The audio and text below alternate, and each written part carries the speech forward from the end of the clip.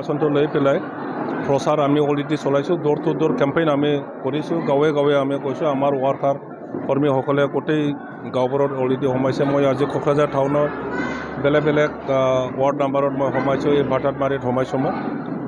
ভাটাৰবাৰী গাঁৱৰ যিমানবোৰ আমাৰ ভোটাৰসকল আছে, প্ৰায় 80% ভোটাৰে আজি ক'ত খাইছে ইয়াত। তেখেতসকলৰ লগত কথা পাতিলেও ভাল লাগিছে।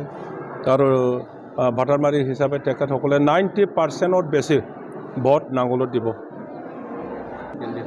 সেইটোতো মই আগতে কৈছোঁ দেখোন, আপোনালোকৰ প্ৰেছৰ দ্বাৰাই কৈছোঁ, মই মেছেজ দিছোঁ যে যি ভাৰ্ডিক প্ৰথমত অনাৰেবল হাইকোৰ্টে দিছে, সেই ভাৰ্ডিকটো বেছ কৰি পেলাই ষ্টেট গভৰ্ণমেণ্টে তেখেতৰ চাৰ্টিফিকেটৰ ওপৰত হাইষ্ট ফৰামত ইনভেষ্টিগেশ্যন এজেঞ্চি দায়িত্ব দি পেলাই ইনভেষ্টিগেশ্যন কৰা হ'ল।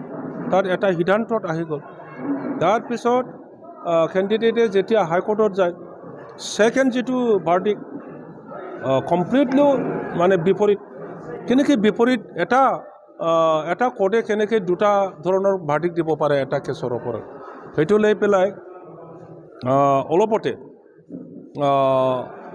আমাৰ উৰ্খাওগৰা ব্ৰহ্ম ডাঙৰীয়া মন্ত্ৰী, কেবিনেট মন্ত্ৰী, তেখেতৰ লগত মোৰ আলোচনা হৈছিলে থুলুংগাপুৰীত বডফা উপেন্দ্ৰনাথ ব্ৰহ্মৰ জন্মদিনাখন। সেইদিনা মই এই কথাটো উল্লেখ কৰিছিলোঁ। তেখেতে মোক কৈছে যে মই কৈছিলোঁ যে ইমিডিয়েটলি ছেকেণ্ড বেঞ্চত আমি এপিল কৰিব লাগে বা এপিল কৰাটো ভাল। গতিকে তেখেতে কৈছে গভৰ্ণমেণ্ট ছাইডৰ পৰা সেইটো কৰা হ'ব, ইমিডিয়েটলি কৰা হ'ব। আজি যিটো ভাৰ্ডিক ওলালে সেইটো ভাল।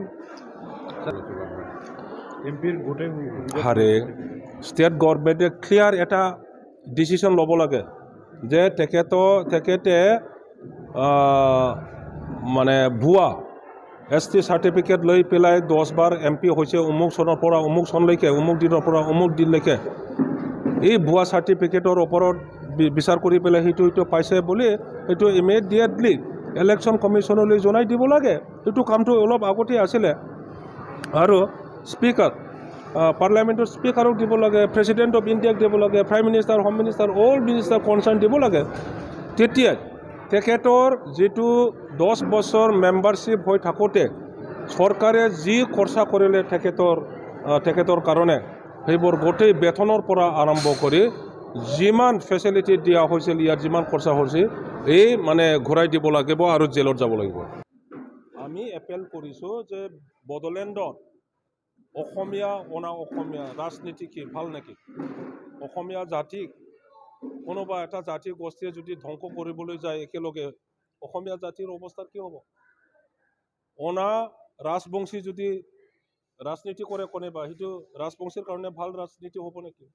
অনা আদিবাসী, অনা মুছলিম, অনা গাৰো, অনা সূত্ৰধৰ, অনা তেনেকুৱা যদি ৰাজনীতি কৰে, এটা জাতিক ধ্বংস কৰিবৰ কাৰণে অন্য জাতিক যদি মিলিত হ'ব লাগে বুলি ৰাজনীতি কৰে, এই ৰাজনীতি ধ্বংসমূলক, ডেষ্ট্ৰাকটিভ ৰাজনীতি। তেনেকুৱা ৰাজনীতিও আমাক BTC বাসীক নালাগে।